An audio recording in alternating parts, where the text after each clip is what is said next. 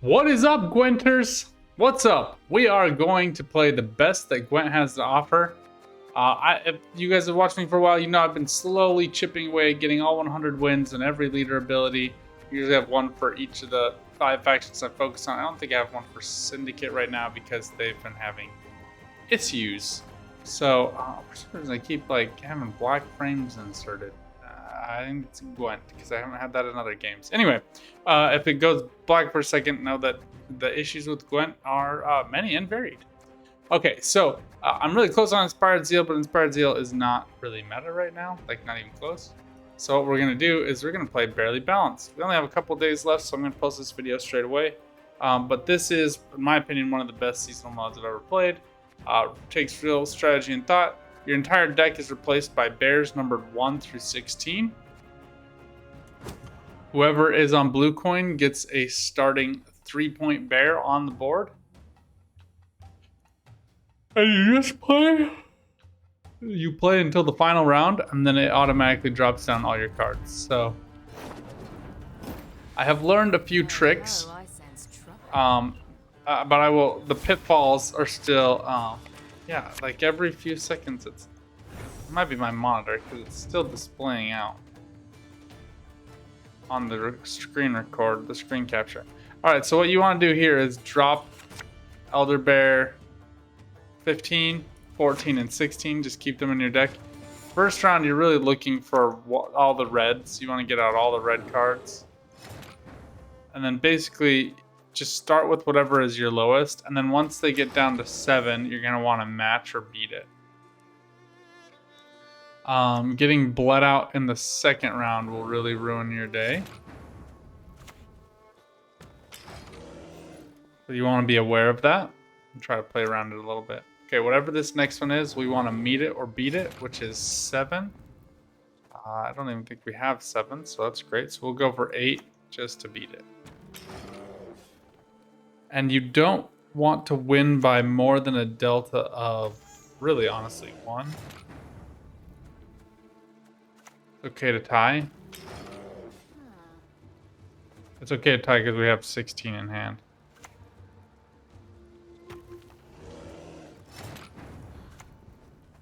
Looks like they're missing 1.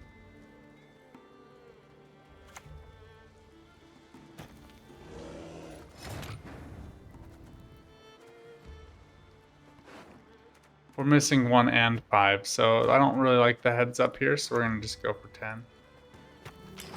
Take the lead again.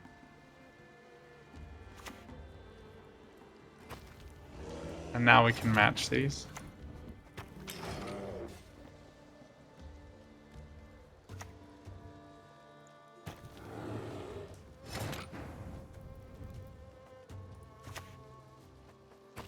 I think I have NVIDIA drivers that need to be reset.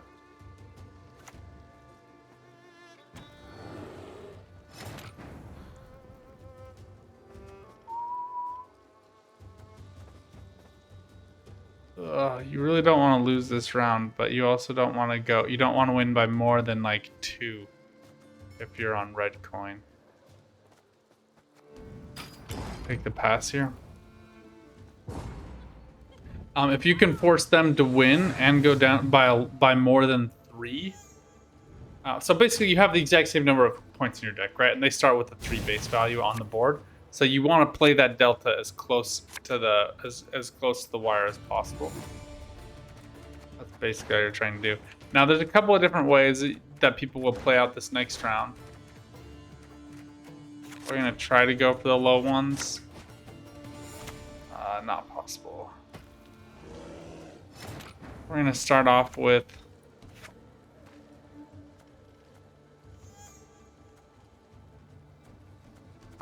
this would tie it, so that doesn't get us the win. So we would have to play the 15. So I'm just gonna play.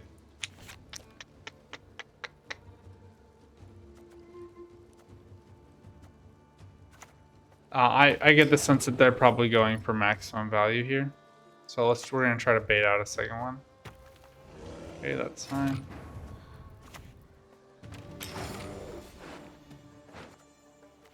So basically there's 2 ways you can play round 2. One is to try to just bully out the other person with pure points. and the other is to just bleed them out. So it looks like he went to bully me out. So I think he's gonna win here. So it's impossible to know what the other person's going to do for round 2. So it's hard for you to adequately prepare. We needed the 14 and the 12 instead of the 7 and the 9 and the 1 there.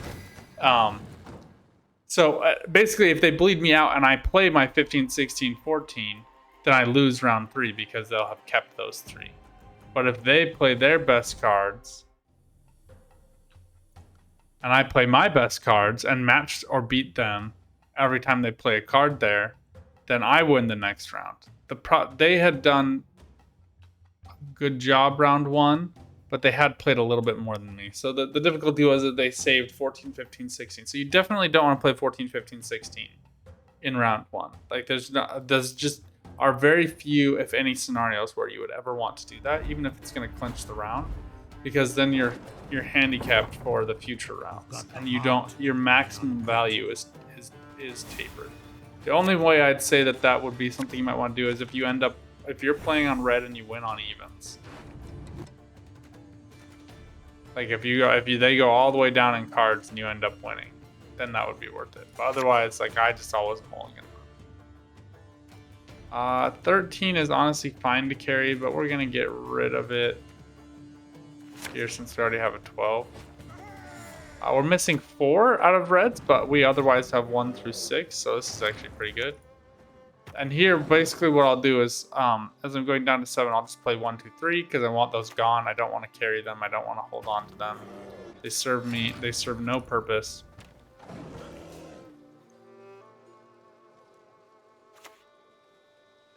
Okay, they've played 1, 2, 3, so we're now tied here, and I don't want to necessarily go down a card unless I can win it, but I can with the 5 here, so it's not that bad. Yeah, I think I installed a driver update for my graphics card, and it's hating life right now. It wasn't giving me grief yesterday. All right, they have 4, and we don't.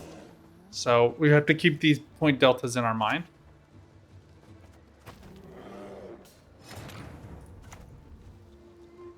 Getting close to the point where we want to start lapping them. I think that's here.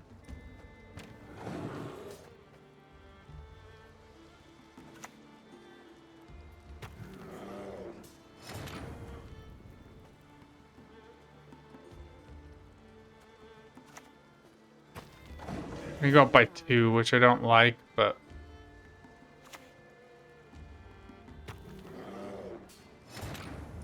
I think at some point we go up by enough that we can play the 6. To tie it at least. They have not played 6 either. So 6 would get me a costed delta. Will be the next play. 5-point delta is honestly too much. Okay, they went up 1, but we're gonna take the pass here. But we're entirely at the whim of the opponent. We just wouldn't have won there, so there's no point doing that. We're entirely at the whim of the opponent if they decide to play low cards, which they were only missing 6, so I kind of doubt they will. I'm gonna save the 16. I'm gonna try to get like I'm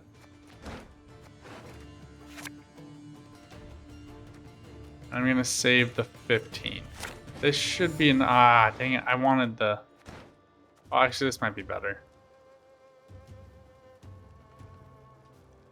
So we just need to stay up 1 card, and that should be enough points to win. Here 6 and 7 make 13. I kind of want to bully them out of this round. If this is 12, 13, 14, then we end up tying. Or we end up winning by 1. So if this is 12, 14, 15, then we lose here.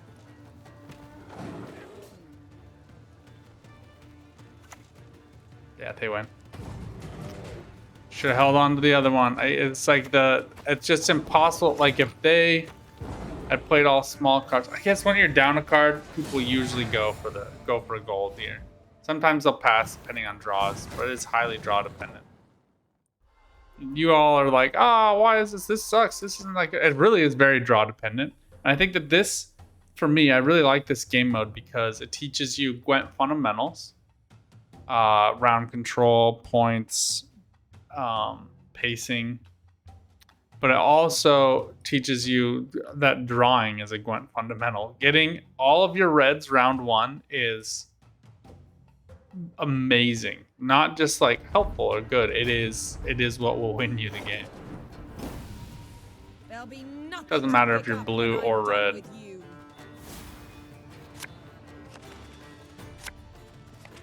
But getting like all of, like, I don't want any of these. I don't want any of those three. But it's more about draws than it is about who goes first or who goes second. All right, carrying the one is sucks, but it's not the worst.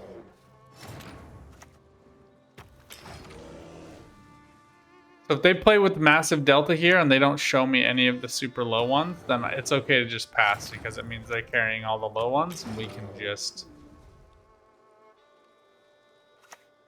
figure it out from there.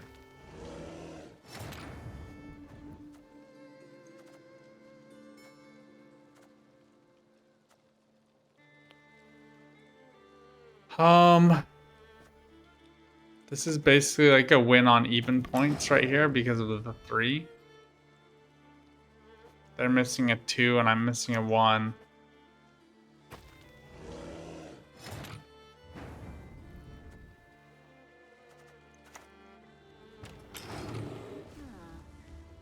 I just don't want it quite yet. Okay, see, they have all of theirs. So now we need to start lapping them with points.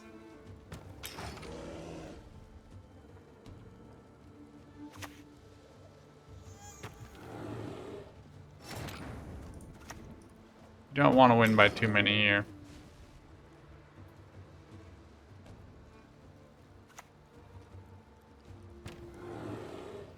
Look at this. They have 1 through 7. They're only winning by 1 here.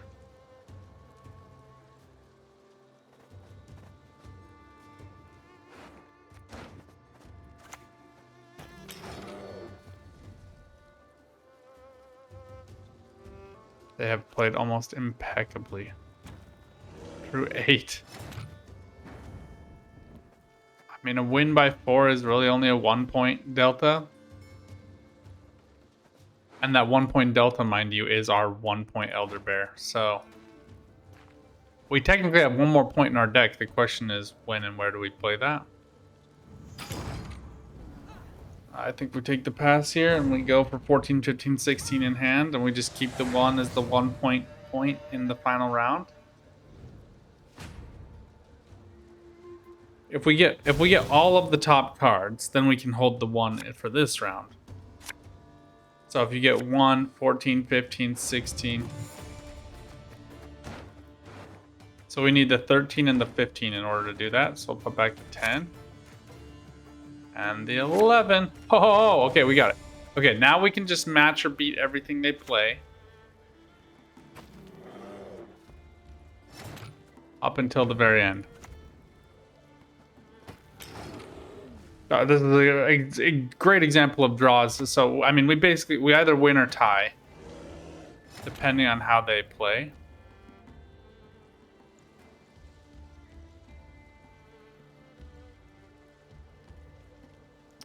This kind of sucks for us because we're going to go up a little too much here. We needed the 10 to meet this one. Now they're kind of doing this like weird tilt bleed. Okay, this is better.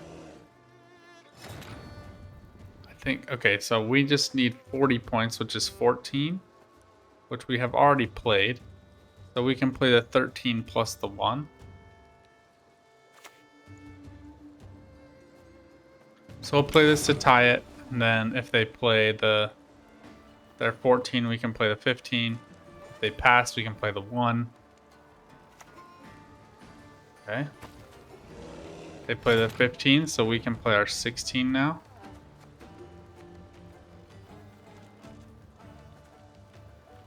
Oh, we don't. Yeah, 16.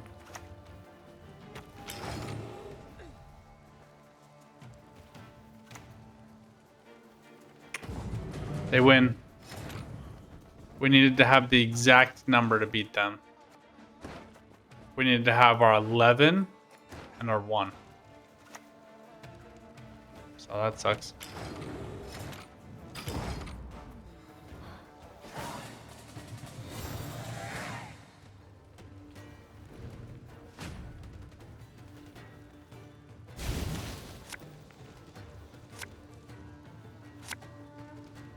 All comes down to draws. So once you get to this final round, it'll just auto-play your cards. All draws. Being able to have played that one round 1 would have saved us that whole game. So, this might be agitating to a lot of you. And I do also want to say, I think that this showcases a problem with Gwent, which is that it is much more draw dependent than the devs often want you to think that it is. Granted, I think that that's what a lot of the texts for deck thinning have changed, but if you're somebody who doesn't run a thin deck and you just run a point slam deck and you hit all your draws, you will almost always beat a thinning deck. Okay, 1, 2, 3, 4, 5. Come on, give me 6, 7. Missing 8. So once we get that far, we might just want to pass.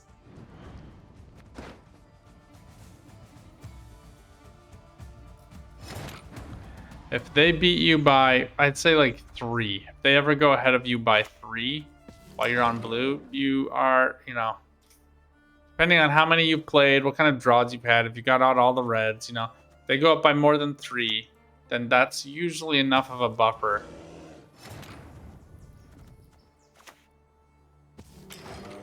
Sometimes I'll play them out of order to make it look like I'm missing some.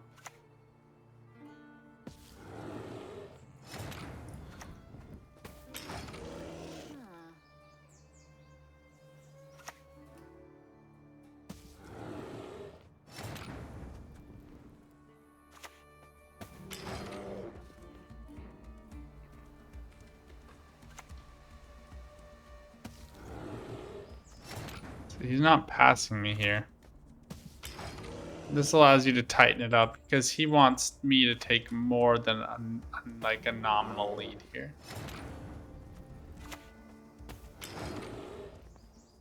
Three points is me winning on even, remember? This is great.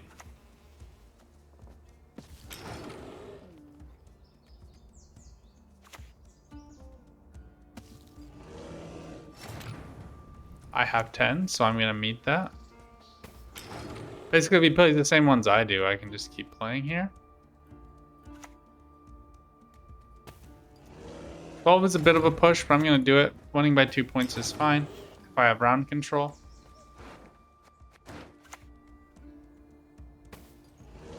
Okay, it's fine. He wins by 10 points, which is really winning by like 13 because of my base. So I'm okay with this. He's missing 3, 5, 7. So he has a bunch of low number cards that he's probably going to draw.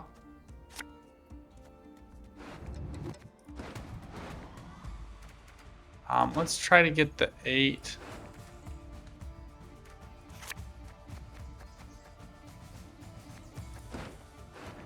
Like to upgrade the 11.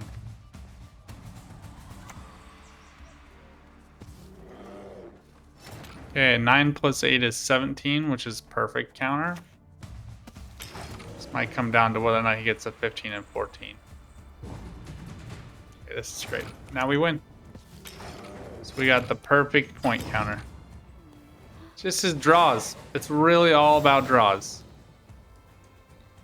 So even though I have fewer cards than him, it's not necessarily about how many cards you have, or last say can be really important for tech cards, but as just like a base game, last say does not matter, right? It's just points. And I can finally also make progress on that contract I've been working on. And you also notice here, I mean, we're 20 minutes in and I've played 4 or 5 of these games. So you can round through a whole bunch of Gwent games really quickly this way. Honestly, this is faster than Draconid. And once you figure out kind of the tips and tricks and get some good draws eventually, you can basically win this quite a bit. I had like a winning streak of 4 or 5 games in a row. So, you know, this is something that you can do really well at or really poorly at it. I wouldn't say it's entirely a 50-50. Okay. Like the 1, but 3 is fine. Yeah, I just don't want to get held by this 1.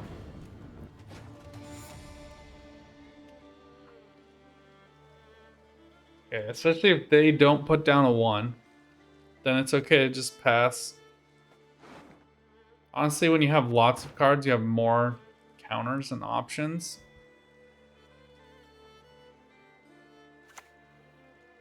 Okay.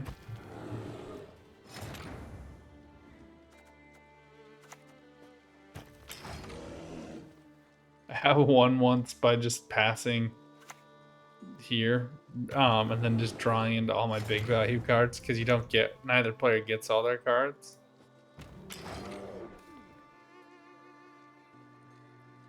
Although they could keep playing, just kind of depends on what they have. They continue to just play up in value, and they're missing 1 and 2, so I'm okay with this situation. I have played the lower cards more efficiently, and we are down to 3 cards played on each side. Okay, they've played the 1, so the 1 puts them in a slightly better position than me. Let's see if they have the 2, the 5, and the 6. Okay, there's the 5.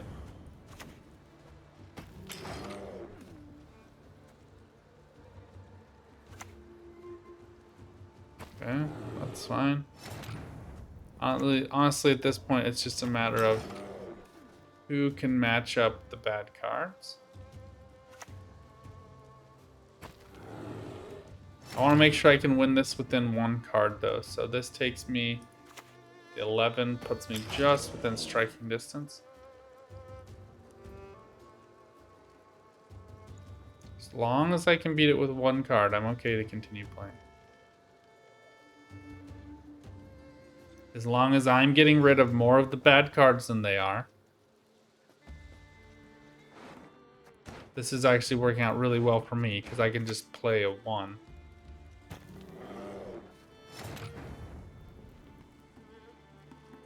Okay, this is a little bit different. 47. Okay, so it's actually the same. We're just playing them in a little bit different order.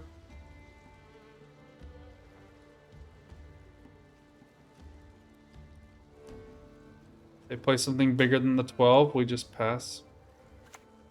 Yep. So we're done here. This is 23 points, way more than they should have spent.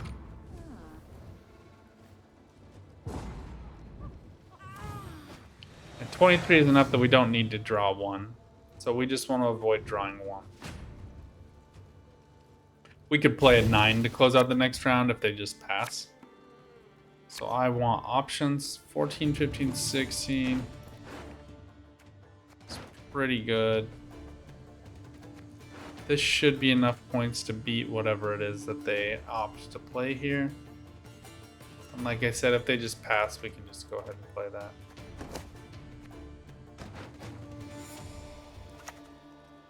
I really need to restart my computer.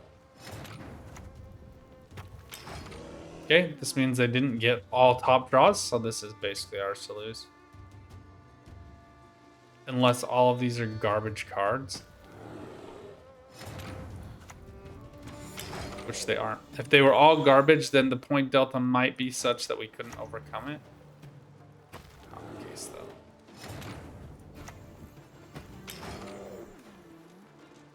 I'm gonna guess that they took top cards. This was a very bad play. For them, they needed to get all low cards and then hope for the heads up. But we absolutely obliterate them here. We're gonna win by like 20 points.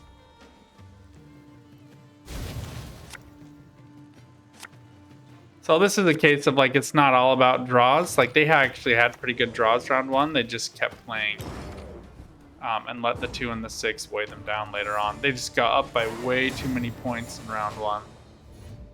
I mean, the draws gave us flex, but they didn't know we had the 11. And they played as if they knew we did, which is a little weird. And then they didn't. The only way out of that one, I think, was to play all of their bad cards and pray we only had top tier cards. But they had lost by such a high. They had won by so much of a point delta round one that it didn't matter. Anyway, I hope you guys enjoyed this video. I hope you enjoy this game mode. I hope they bring it back, and I hope that you can learn some fundamentals from it and appreciate how it can help you not only learn the fundamentals of Gwent, but get a whole bunch of these added up. Doesn't matter what you put in your deck. Just go ahead, bring that leader ability, and it counts. Winner, winner, chicken dinner. Until next time, friends, good luck out there. Have some fun. Keep on Gwenting. Bye for now.